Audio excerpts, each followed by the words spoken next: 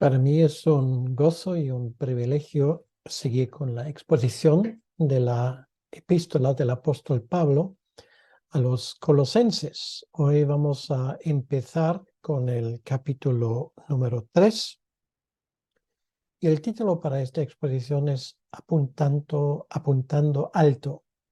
Luego explicaré un poco cómo llegué a escoger este título. Recuerdo que hace tiempo, ya serán unos 10, 15 años, uno de mis compañeros en la enseñanza, en el seminario, se estaba muriendo de cáncer. Y yo acudí con cierta regularidad a su casa para visitarle. Para mí estas conversaciones fueron conversaciones profundamente espirituales en el sentido que me ayudaron realmente a ver que ante la puerta de la muerte que se avecina, nuestras preocupaciones que tenemos en esta vida realmente no tienen importancia. A este hombre ya no le importaba lo que muchas veces para nosotros es un mundo de complicaciones y cosas. Estaba pasando el día meditando en la escritura, escuchando y cantando himnos, y a mí esto me causó un profundo impacto, porque me enseñó una lección muy importante, que la realidad de nuestro llamado como cristianos va mucho más allá de lo que muchas veces nuestros ojos ven o nuestros oídos escuchan o lo que los medios de comunicación pretenden que sea una realidad. Para nosotros, para el creyente, la realidad se define según los parámetros que nos marca la Escritura. Hablando con mi antiguo pastor, un hombre que ya tiene unos 90 años, el mismo que me casó a Úrsula y a mí en su momento, en una conversación que tuve con él hace un par de años, este hombre muy sabio, curtido en mil batallas, me dijo: es tremendo que la gente por regla general no se interesa y no se para meditar en lo que viene. Pero parece que infelizmente eso también se aplica a más que un creyente. Muchos creyentes ni son conscientes de su heredad, de su herencia, ni de su riqueza espiritual. Y se olvidan con frecuencia que en esta vida solamente estamos de paso. Y esto realmente es una verdad que no deberíamos olvidar ni por un momento. En el contexto de los primeros 2 capítulos, hemos estudiado cómo Pablo nos ayuda a entender la realidad de nuestra plenitud en Cristo. En la libertad que tenemos ahora como cristianos, él insistió mucho. Cristo ha cumplido las exigencias de la ley en cuanto a satisfacer las demandas justas de parte de Dios. Por lo tanto, Pablo insiste, ahora no debemos de dejarnos llevar cautivos de nuevo con la observancia de ciertos días festivos, con cumplir ciertas reglas, cumplidas ya en Cristo en el Antiguo Testamento. En los grandes hechos de la salvación, realmente no cabe ir hacia atrás. Y realmente lo que Cristo consiguió en la cruz es un hecho de unas consecuencias cósmicas. Ahora hablamos de nosotros en este capítulo 3. ¿Qué significa todo esto para el creyente? ¿Qué significa el hecho de que Cristo consiguió una redención completa para el creyente? Hay que seguir recurriendo a las artimañas en aquel entonces de la gnosis, quiere decir de una filosofía pagana, para vencer a las tendencias malignas de nuestra vieja naturaleza. Hoy en día diríamos hay que recurrir a la psicología, hay que recurrir al espíritu de los tiempos, a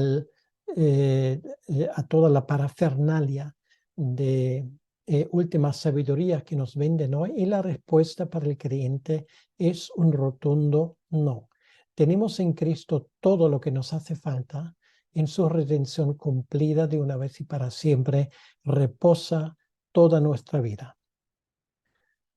La respuesta a una vida cristiana madura no son revelaciones secretas, ni misteriosas, ni el legalismo o el ascetismo. Y esto, infelizmente, ha sido un error no erradicado de la Iglesia cristiana en casi 2000 años.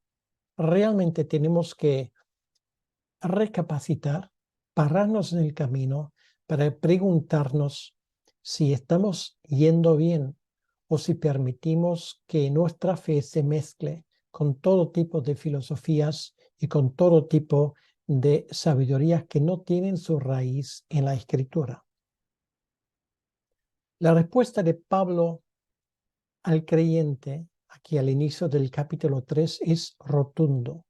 Sé lo que ya eres. Sé lo que ya eres. No busques por otro camino ni busques por otro lado. Vive a las alturas, no solamente de las circunstancias, sino vive a las alturas de tu propia fe. Lo que fue revelado en las páginas de las Sagradas Escrituras, lo que fue revelado en Cristo. Y la realidad es, y esto lo vamos a ver en un momento, que morimos en Cristo y con Cristo. Resucitamos en Cristo y con Cristo, y estamos ahora a la derecha del Padre con nuestro Redentor. Esto ya es un hecho. Por lo tanto, una vida cristiana empieza con un entendimiento correcto de la realidad celestial. Esto es lo que nos debe de concernar, y esto es lo que nos ayuda a la hora de entender nuestras vidas. Alguien ha dicho que aquel que entiende el cielo sabe vivir en la tierra. Antes de entrar en esa parte ética que responde a la pregunta, entonces, ¿cómo debemos de vivir como creyentes en este mundo? Pablo habla de los fundamentos del entendimiento cristiano. Él habla de la realidad que rodea nuestra fe. Solamente son 4 versículos los que vamos a considerar hoy, pero estos versículos realmente contienen unas verdades poderosas. Por lo tanto, vale la pena que escuchemos bien a cada palabra. Voy a leer finalmente el pasaje de Colosenses capítulo 2, en Colosenses capítulo 3, los versículos 1 al 4. Dice así: Si pues habéis resucitado con Cristo, buscad las cosas de arriba, donde Cristo está sentado a la diestra de Dios. Poned la mira en las cosas de arriba, no en las de la tierra, porque habéis muerto y vuestra vida está escondida con Cristo en Dios. Cuando Cristo, vuestra vida, se manifieste, entonces vosotros también seréis manifestados con Él en gloria. Hasta aquí la palabra de Dios y el pasaje de hoy.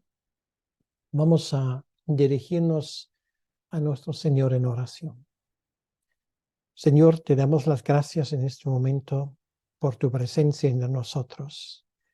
Gracias muchas te damos por el privilegio de poder abrir la Biblia y meditar en el contenido de tu revelación. Ayuda a que estas verdades hagan un impacto en nuestra vida, que nos dirijan en la forma como pensamos. Ayúdanos a ser fieles hasta la muerte, para que podamos verte algún día en la gloria, tal y como tú nos lo has revelado en la Escritura. En tu nombre, Señor. Amén. Hay que apuntar alto. Esto es el tema de esta exposición. Y estos 4 versículos que acabamos de escuchar hablan del pasado, del presente y del futuro de creyente. Entonces, lo primero vamos a hablar de las cosas que Pablo nos dice que tienen que ver con el pasado del creyente. Quiere decir con las cosas que ya pasaron en nuestra vida, que ya son un hecho.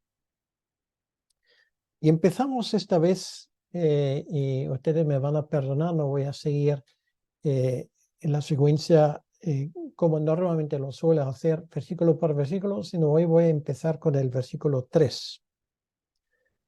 Aquí en el versículo 3 dice Pablo, porque habéis muerto. Es un hecho, morimos con Cristo. Ahora, ¿qué quiere decir esto? Lo primero que sacamos de esto que no es una condición incierta. Bueno, aquí dice porque habéis muerto. Pablo lo consta. No dice, bueno, tal vez, o esperamos que sí. No, esto es un hecho. Tú no puedes ser creyente sin haber muerto con Cristo. Esto es un hecho. Podríamos traducir incluso este versículo directamente del griego de la siguiente manera, ya que es un hecho que habéis muerto con Cristo. Estamos hablando de una realidad que marca un antes y un después en la vida de un creyente. Estar muertos a las demandas y exigencias de la ley. Una persona muerta ya no tiene que temer las demandas ni de la policía, ni de los juzgados, ni de Hacienda Pública. Quiere decir que te pueden exigir impuestos, pero se van a quedar con las ganas, porque tú ya no estás aquí. ¿Por qué? Porque oficialmente estás muerto. Y los muertos no pagan impuestos, para poner un ejemplo. Todo lo que la muerte de Cristo ha conseguido se aplica ahora a mi vida. Quiere decir, lo más importante, las exigencias de la ley fueron satisfechas por la muerte de Cristo completamente. Y como estoy en Cristo, como Pablo lo expone aquí, cuando Dios el Padre nos mira a nosotros, ve la justicia de Cristo, que Él ha cumplido todo lo que había que cumplir. Él pagó por nuestros pecados. Él pagó no solamente esto, sino también el castigo por el pecado. Y las demandas justas de Dios ahora están satisfechas. Las demandas justas de Dios contra cada uno de nosotros que somos creyentes fueron satisfechas en la cruz del Calvario. Por esto el creyente ya no tiene que temer que las exigencias de la ley y nuestros fallos en algún momento puedan suponer un percance desagradable para nosotros. Cristo lo ha cumplido. Pero no solamente esto. En el primer versículo, muy al inicio, Pablo habla de que pues habéis resucitado con Cristo. Y esto es la segunda verdad. No solamente morimos con Él, esto ya es un hecho, sino también resucitamos con Él. No vamos a tener la vida eterna, sino ya lo tenemos. No hablamos en términos inciertos de nuestro futuro. No esperamos estar con Cristo, ya estamos con Él. Ya tengo vida eterna. Ya nacimos de nuevo. Estos son hechos en la vida de un creyente que el creyente debería tener presente en cada momento. Y sin embargo, hay muchos creyentes que no son conscientes de estas verdades fundamentales. tenemos ya la vida eterna y esto quiere decir que cuando nos despedimos de este mundo, vamos a abrir nuestros ojos en el cielo, en el paraíso, en el mismo momento. Será una transición. Ya tenemos la vida eterna. Este asunto ya está decidido. Y en esto, en esta bendita herencia, nos podemos regocijar en este mismo momento. Pero esto no solamente se refiere al futuro, porque acaba de decir esto ya es una realidad. Debemos de vivir esta nueva realidad ahora. Ahora ya los rayos del sol de una vida nueva ya deben de iluminar este valle de sombras. Todavía no lo hemos alcanzado, pero ya es nuestro. Y lo vamos a alcanzar. Y con cada día que está pasando, estamos un paso más cerca de esta realidad eterna. Pero esto no es todo. No solamente morimos con Cristo, no solamente resucitamos con Cristo, sino además aquí nos dice el versículo 1 que Cristo está sentado a la diestra de Dios. Esto quiere decir que en este mismo momento Cristo está reinando. Y esto es una excelente noticia. Ya no tenemos que esperar a que Él nos reivindique, sino ya sabemos que Cristo ya está reinando. Es la idea de estar sentado a la derecha de Dios del Padre. Una razón más porque nos fijamos en las cosas de arriba, porque allí vemos que Cristo está reinando. Cristo reina, Cristo vence, Cristo impera. Así está escrito en el gran obelisco en la plaza de San Pedro en Roma.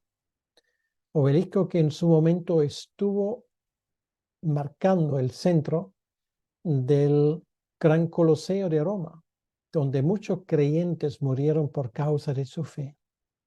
Luego, cuando el Imperio Romano volvió a Cristo o se tornó a Cristo, se convirtió a Cristo en los siglos posteriores, ese obelisco lo pusieron en lo que hoy es la plaza de San Pedro. Y lleva inscrito esto recordando al mundo de que ni la persecución ni la muerte pueda erradicar la iglesia ni el creyente individual de esta tierra. Nuestros nombres están escritos en el libro de la vida y esto es un hecho. Y esto es la razón precisamente porque Cristo reina, que no tengo que tener temor a nadie ni a nada. Nuestra vida está escondida en Dios. Y esto tiene 4 consecuencias. Si nuestra vida ahora está escondida en Dios, en primer lugar, entonces compartimos una vida espiritual con Dios. Esto quiere decir que ahora espiritualmente ya estamos disfrutando de los privilegios que algún día vamos a tener de forma experimental en el cielo. Esto ya son una realidad. Ya no pertenecemos a este mundo con sus placeres, con sus deseos, con sus valores, sino pertenecemos a un mundo nuevo. Ya hemos acudido al monte de Sión. Ya estamos en este grupo de escogidos que estamos alabando al Señor. Sí, el mundo aún nos puede jugar una mala pasada. Aún el sufrimiento es una realidad. Aún las lágrimas no se han secado. Aún la decepción, el dolor es una realidad de nuestra vida, pero al mismo tiempo sabemos también la otra realidad que se está abriendo paso en nuestra vida. El contentamiento en Cristo, la paz, el bienestar en Él, el amor que Él ha derramado en nuestros corazones por el Espíritu Santo. El fruto del Espíritu, del cual nos habla Gálatas capítulo 5, versículos 22 y 23. Todo esto ya es una realidad en una medida creciente en la vida del creyente. Ya somos partícipes de estos privilegios. Es lo que podríamos llamar el maná escondido. Esto ya es nuestra fuerza. En segundo lugar, esto el mundo no puede entender. No pueden entender la realidad de esta unión. Vamos incógnitos por este mundo. Nuestras riquezas no están a la vista. No está escrito en nuestra frente José Hutter, heredero del universo. ¿No?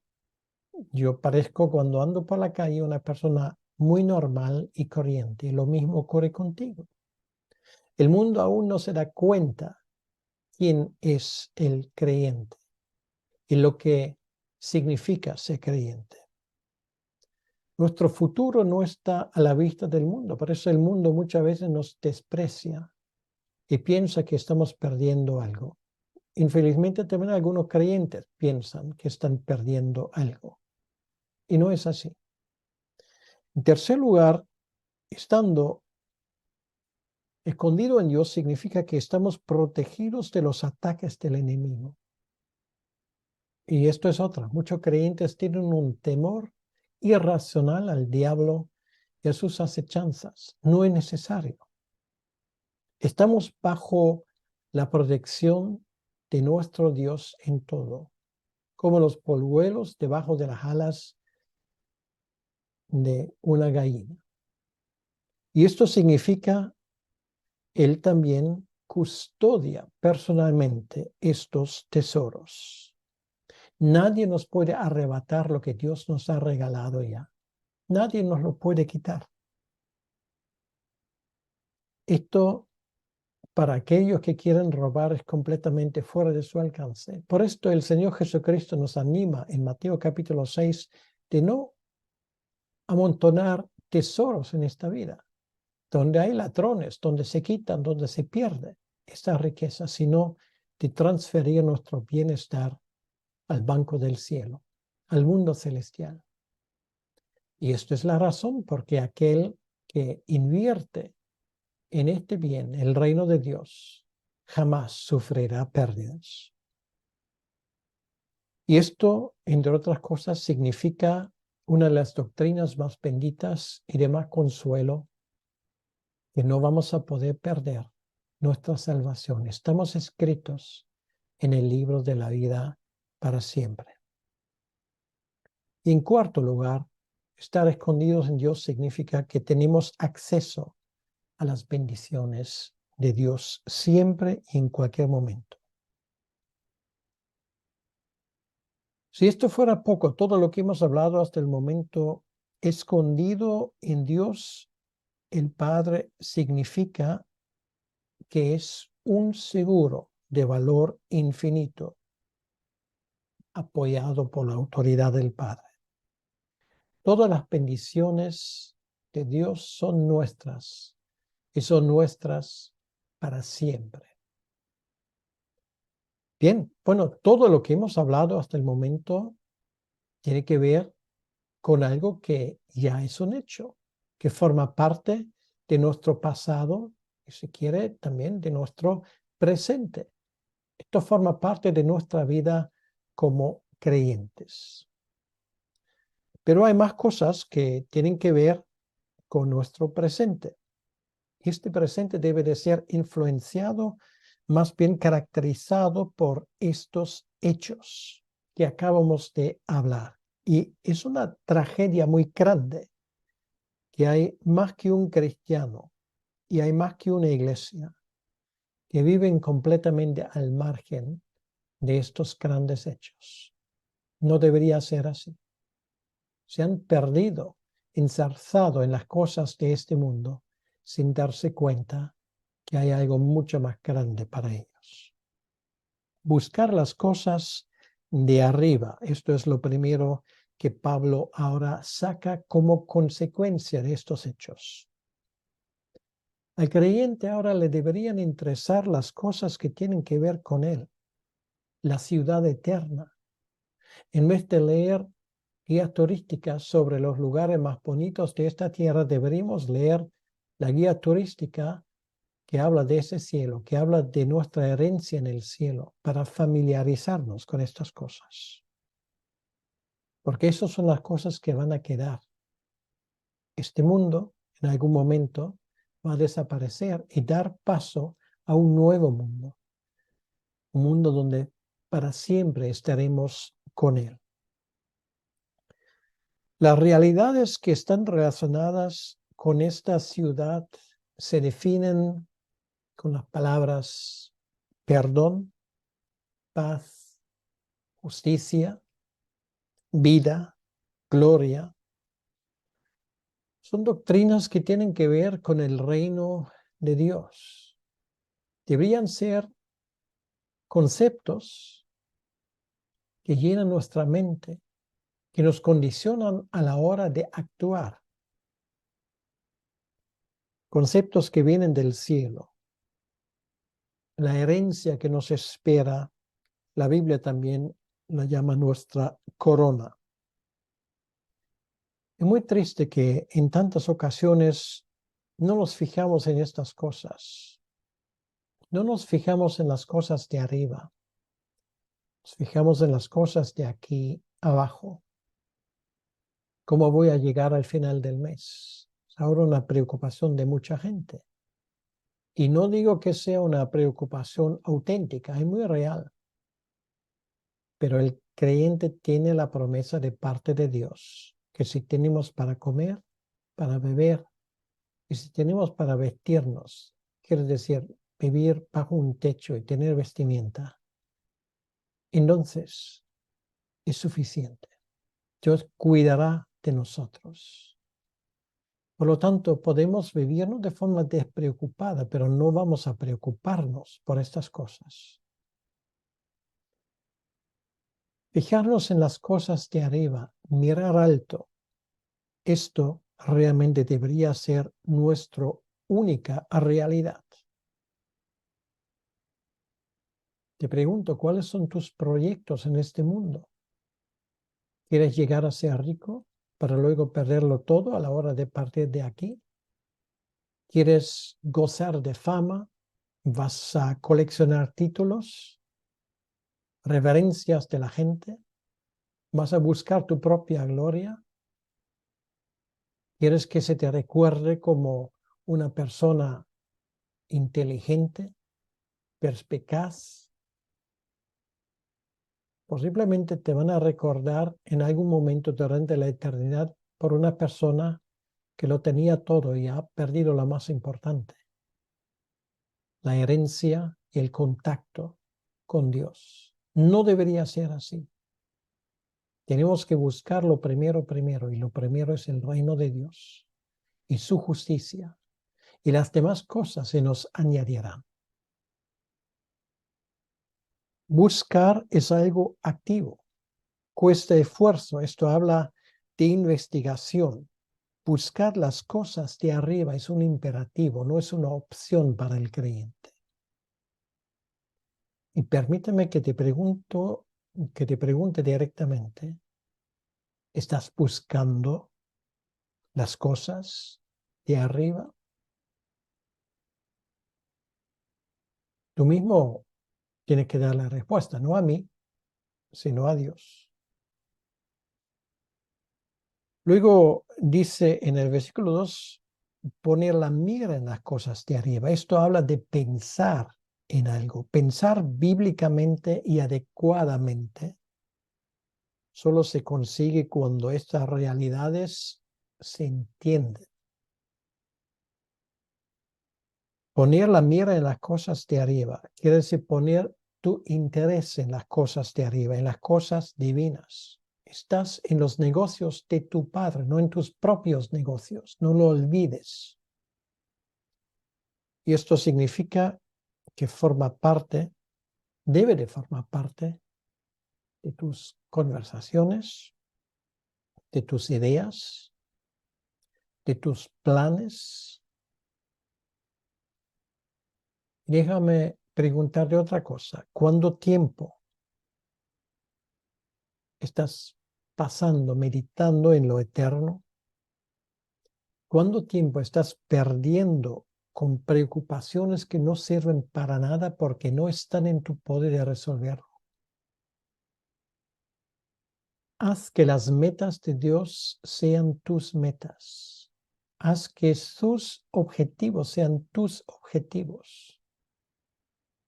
Conviértete en un hombre y una mujer de negocios del cielo, porque esto es lo único que va a perdurar.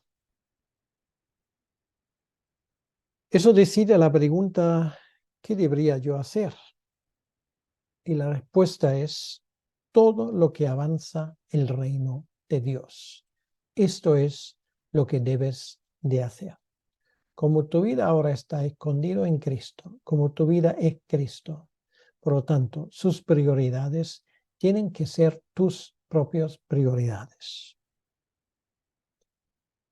Además, dice ese texto, deberíamos poner la mira en las cosas porque es allá, arriba, donde pasaremos el resto de la eternidad, no aquí.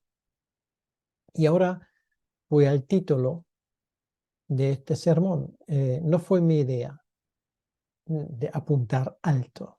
Hay un libro de Richard Baxter, era uno de los puritanos, que escribió unos libros magníficos sobre aspectos prácticos de la vida cristiana. Es una pena que estos libros son prácticamente desconocidos para los creyentes. Sí, los puritanos tienen muy mala fama, pero era gente entregada a Dios y a su reino. Nos han dejado un auténtico tesoro de escritos prácticamente ignorados por los mismos creyentes. Pues Richard Baxter escribió un libro con ese título, Apuntando Alto. Es un libro sobre la oración y la meditación cristiana. No estoy hablando de meditación budista, oriental, ese tipo de esoterismo, sino la meditación cristiana, aquella meditación de la cual habla David cuando dice, en tu palabra estoy meditando día y noche. Es un arte que infelizmente lo hemos perdido. Apuntando a algo alto quiere decir que miramos a las cosas de arriba porque esto realmente es nuestro tesoro. El creyente está anhelando de llegar a casa. Y nuestra casa, créemelo, no es aquí. No es la casa donde tú vives ahora. Esta casa en algún momento se va a transformar en un montículo de escombros. Otras personas en algún momento allí van a vivir. Esto no es tu casa. Tu casa en este momento se está preparando por tu Señor en los cielos. Allí estarás para siempre. Y lo contrario es, obviamente, si apuntamos alto, si miramos las cosas de arriba, entonces no debemos de poner la mira en las cosas de abajo, en las cosas de la tierra, como dice al final del versículo 2. Y tú sabes que esto es muy fácil que lo hagamos. Cada vez que nos enfadamos, cada vez que nos frustramos, cada vez que tenemos miedo, preocupación, afán, cada vez que nos enfrentamos con otros de forma injusta, particularmente con nuestros hermanos o familiares, cada vez que creemos que podamos encontrar satisfacción y placer duradero en las cosas de aquí, cada vez cuando cambiamos la fe bíblica por religiones o filosofías hechas por los hombres, cada vez que hagamos esto, ponemos nuestra mirada en las cosas terrenales. y no nos corresponde esto. Sí, es cierto, vamos a influenciar este mundo para mejor. Vamos a convertir nuestro entorno en un pequeño paraíso, nuestra casa, ahí empezamos. Vamos a trabajar por el bien de la ciudad y vamos a cambiar este mundo. Nadie ha hecho más por este mundo que los creyentes, que la fe cristiana, una cosa negada hoy en día. Pero una cosa sabemos, aquí no vamos a quedarnos para siempre. Por eso no vamos a desentendernos de las cosas de aquí. Pero no vamos a convertir las cosas de aquí en nuestro negocio principal. Busca primeramente el reino de Dios y su justicia, y las demás cosas Dios te lo añadirá. Y esto nos lleva al punto número 4, al punto número 3, al futuro. Pablo habla de esto en el versículo 4, cuando dice, cuando Cristo, vuestra vida, se manifieste, entonces vosotros también seréis manifestados con él en gloria. Esto habla de que Cristo es nuestra vida física y nuestra vida eterna. Por eso jamás pereceremos. En algún momento Cristo se va a manifestar al final de los tiempos, tal y como la Escritura lo enseña claramente. Esto es la bendita esperanza de nuestra fe. Pero si Él no viene, mientras que vivimos aquí, nosotros iremos a Él antes. Cristo se manifestará en su momento y todo el mundo le tiene que reconocer como Él quien es, el heredero del universo. Pero no solamente Cristo se manifestará, sino Cristo nos manifestará a nosotros. Dice aquí, cuando Cristo vuestra vida se manifieste, entonces vosotros también seréis manifestados con Él en gloria. ¿Esto qué quiere decir? Pues esto quiere decir algo que te va a encantar. Esto significa que Cristo finalmente pondrá a todo el mundo y a todas las cosas en su sitio. Por lo tanto, no tiene que ser nuestra preocupación de justificarnos en este momento, de buscar nuestra propia justicia. Cristo actuará y actuará en tiempo y en espacio, y como muy tarde actuará cuando Él regrese. Significa que finalmente todo el mundo se da cuenta de nuestra identidad. Finalmente se darán cuenta que tú has hecho bien en escoger a Cristo, la perla del gran precio ante todas las cosas. Has vendido todo lo que tenías para tener a Cristo. Has cambiado tu ropa vieja por ropa nueva, blancas. Has buscado lo bueno y en tu inversión no te has equivocado. Finalmente los reinos de este mundo tienen que ceder ante el reino de Cristo. Ya estamos en esa época. Ya estamos ganando batallas. Y finalmente el conocimiento del Señor cubrirá toda la tierra. A esto vamos. Esto es el futuro de Cristo y de su iglesia. Será un día glorioso para nosotros. Será en el futuro, pero por eso no menos real. Por eso Pablo escribe en Romanos capítulo 8, versículo 29. Este cuerpo mortal y miserable, cito antes de Filipenses 3, 20 y 21, cuando el apóstol Pablo escribe, este cuerpo mortal y miserable será transfigurado y hecho conforme al cuerpo glorioso de Cristo. Y luego el otro, lo que Pablo escribe en Romanos capítulo 8, 29. Todos podrán ver esta gloria brillando en nosotros. En aquel día el Espíritu Santo habrá dado el último toque a la imagen de Cristo en nosotros como el Padre lo decidió desde la eternidad. Y ahora voy a leer este versículo de Romanos capítulo 8, el 29. Son palabras gloriosas y poderosas.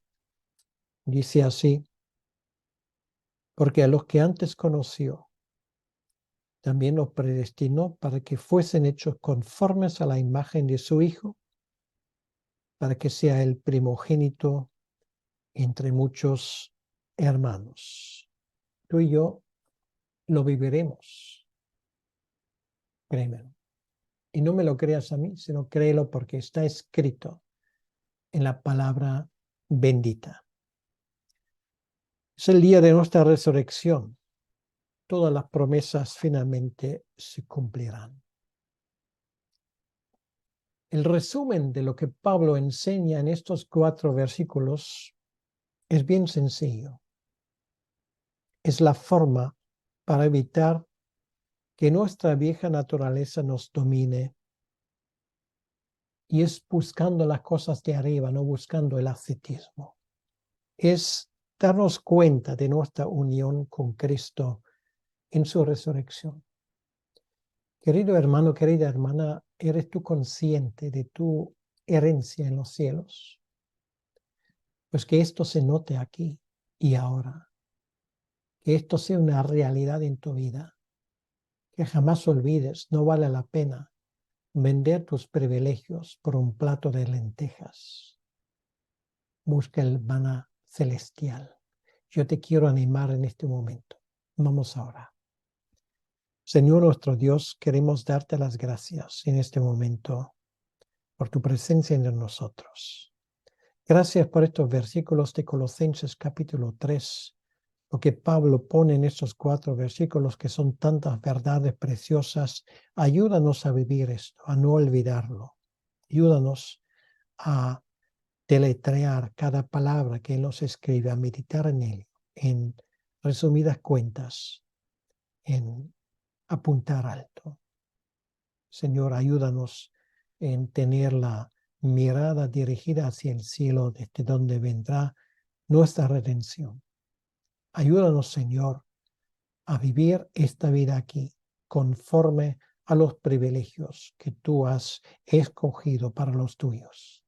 Ayúdanos que tu palabra en esto sea guía y sea la luz que ilumine nuestro camino. Te lo pedimos, Señor, en tu nombre, para tu honra y para tu gloria. Que Dios te bendiga. Amén.